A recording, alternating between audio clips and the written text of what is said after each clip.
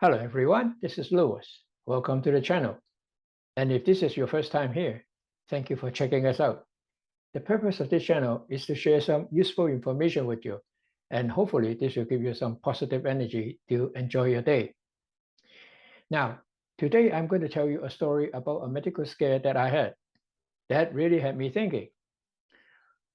Well, the story begins on a beautiful October day in 1997. On that day, I went to work just like any other normal working days. But when lunch hour came around, I felt a bit of chill on my back and also having a bit of a headache. So I took the afternoon off and went home, thinking it must be the flu. But later, the temperature went as high as 104 and with a very severe headache. And this carried on for about a week. Finally, the family physician checked me in to the hospital. And in the hospital, I stayed there for over a month.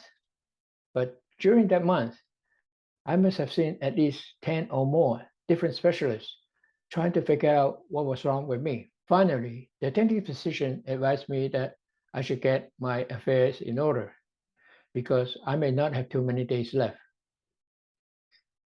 That was a shock to me because I was only 49 years old with a young child.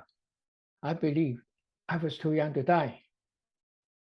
But, well, whether I believe it or not, I still need to get my affairs ready. So I called some of my lawyer's friends and clients and asked them to come to the hospital to help me draft my last will.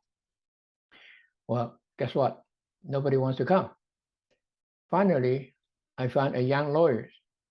He came and I dictated my last wish to him while holding my wife's hands on one side of the bed and holding my son's hands on the other side of the bed.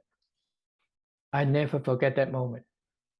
Anyway, after I finished drafting my will, the next day, they took me down to the ICU to prepare me for the final moment.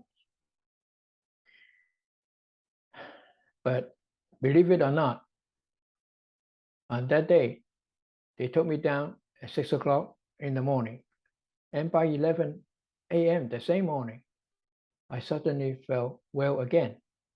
I could sit up by myself and I could breathe by myself without any aids or apparatus. That really shocked me, as well as the doctors and the nurses. We all could know what happened.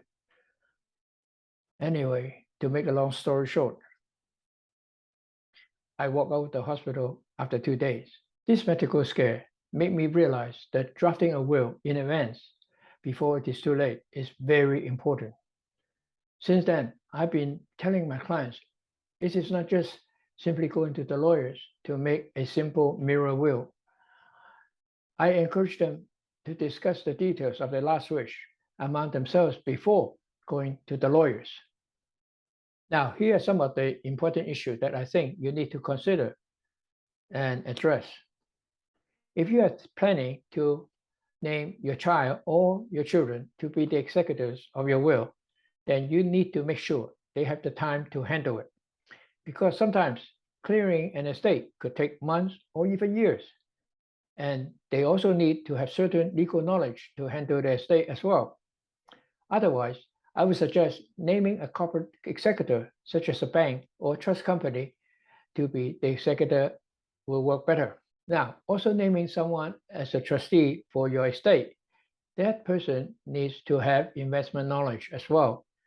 And in addition, of course, they need to be trustworthy. If you are planning to give more money to a child, whether it is because of a special needs or a special reason, make sure you tell the rest of the children.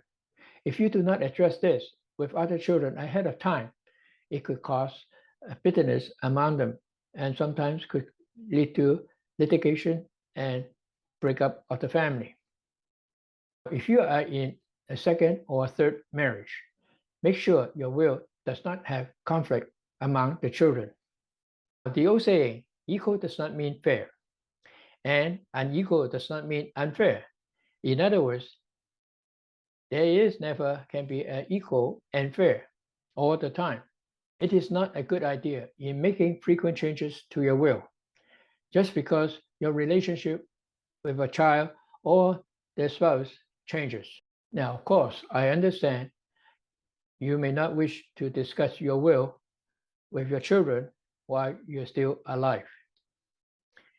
Now, if that is the case, it may be a good idea to write a note explaining why you did certain things and attach it to the will. I hope my story will make you realize that making a will is very important and you need to treat this matter seriously and properly distribute your assets in the most tax efficient way. Now, just remember, you may not have the good fortune to write your will just before you die. That's all for today. I hope you find the information useful. And if you enjoyed the video, please give us a thumbs up and subscribe. Well, until the next time, take good care of yourself, and I look forward to seeing you again soon. Goodbye.